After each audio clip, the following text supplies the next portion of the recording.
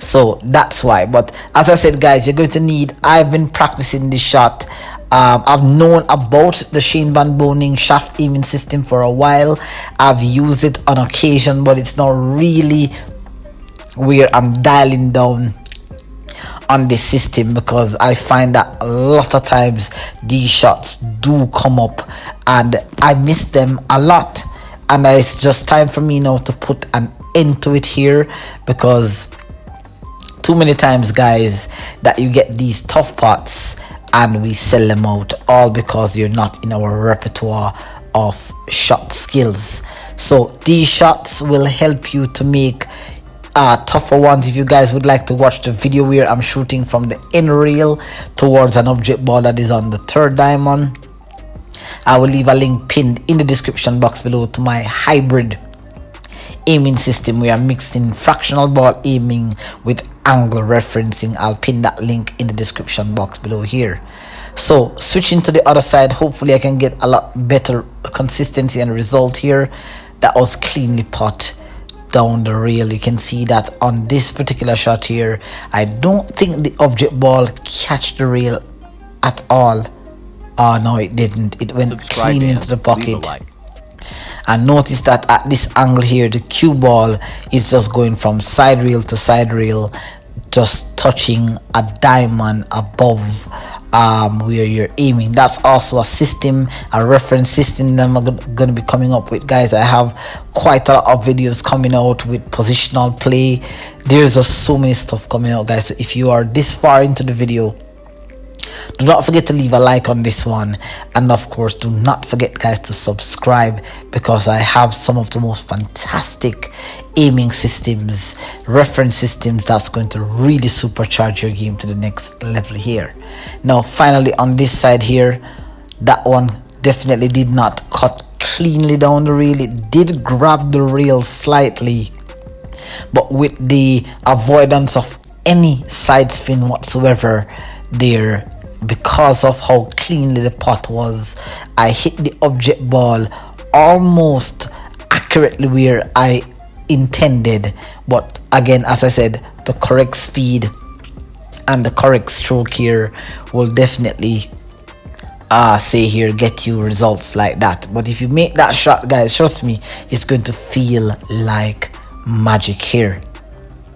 Now we're going to be increasing the difficulty level, and we're going to be moving up to now approximately, this is not exactly 60 degree, it's about, maybe give or take, say here about 57.5 degrees. So it's not exactly 60, it's pretty close. I would have to be at about the 3rd diamond, which when I say, guys, by looking at the video now, it looks like it's an easy cut shot. And this is an 8-foot table, so you know it's going to be very difficult on a 9-foot table, especially if the cloth is sliding and the balls are clean. You really have to trust. The system has to be really in your back arm, mentally and physically and theoretically. You've got to be able to trust the system if you're playing on a 9-foot table. On a 7-foot table, it might be a little bit easier, but you still have to go through the whole entire process as well here. Now of course I'm going to be experiencing a few missed shots, obviously, because from this angle here, when I got down and I'm looking at it, notice that I'm taking some little small warm-up strokes before I deliver my cue here. That is to fine-tune exactly where I'm aiming here. Now if you notice that on all my delivery, if you've been paying attention, on all my delivery, I have not hesitated to follow through. That's also very important as well, because as you're potting these shots, it's very easy to decelerate the stroke. It's very easy to raise your head during the shot. It's very easy for you to apply unwanted right spin or left spin. You're gonna find that in the pool halls all around. When you ask regular players to try to play the shot, they often tell you that it needs a little bit of side spin. And as I said, the side spin doesn't give you complete control over the cue ball. The cue ball is gonna squirt, it's going to swerve. You're gonna have cut induced throw, spin induced throw. Once you use spin on these types of shot, it's going to be difficult to get consistent results at a high level under pressure situations. Now, as I said guys before, once you have an idea, if you pay attention to the graphics to the top right hand corner, I'm pretty much aiming to miss the object ball, literally using the very extreme edge of my cue ball to aim just to the outside edge of the 4 ball here, or the object ball here. Again, you can see that I'm experiencing some misses here, not because of any distraction. Obviously music is playing in the background, but it's calm music, so I'm not really distracted. It really all comes down to where the fact that as I'm getting down to aim, my eyes, it's trying to find exactly where I need to aim. Now I do know that I need to use the extreme edge of my shaft to aim to the outside edge of the object ball, but when I get down guys, it's really difficult to judge because it feels like I'm going to miss, and I'm also afraid of applying any unwanted side spin here. So once again, I'm experiencing 4 misses in a row here. The cue ball is in the correct line, which is good, but the misses, I keep either overcutting or I'm actually cutting slightly too thick. There you can see I missed around the second diamond there. And these are the kind of things I'm almost certain that you guys have experienced this, where you have a really thin cut shot and you have to make this putt here. Now a lot of the times guys, before I really start dialing down on this particular system, when I normally see this, I normally go for the bank. But now I trust the system so much that it really has been giving me some consistent result here, like that. They're beautifully executed there. So that felt good after 4 misses in a row, finally dialing down here and cutting that shot cleanly. Guys, I feel so confident in this system that I really want you guys to get down and really put some practicing on the table, because once you start making these shots, you're never going to be looking at a bank unless the bank is the only option available.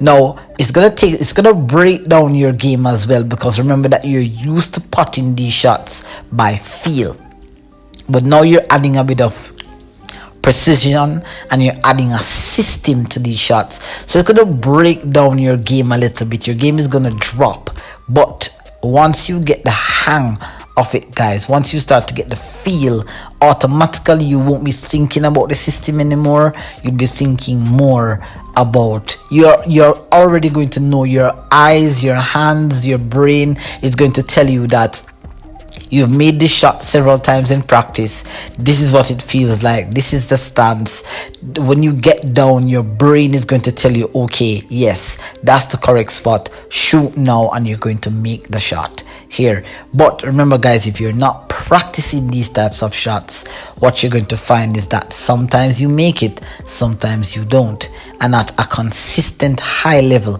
If you're aiming to play pool at a higher level, or you want to defeat your friends with style, or when you're in gambling matches you want to take the big shots on, if you want to get consistency, you have to add some sort of system to your feel, and you're going to get consistent results. Guys, I'm emphasizing on how consistent the results are, how much I trust this system, because I'm currently working on it right now.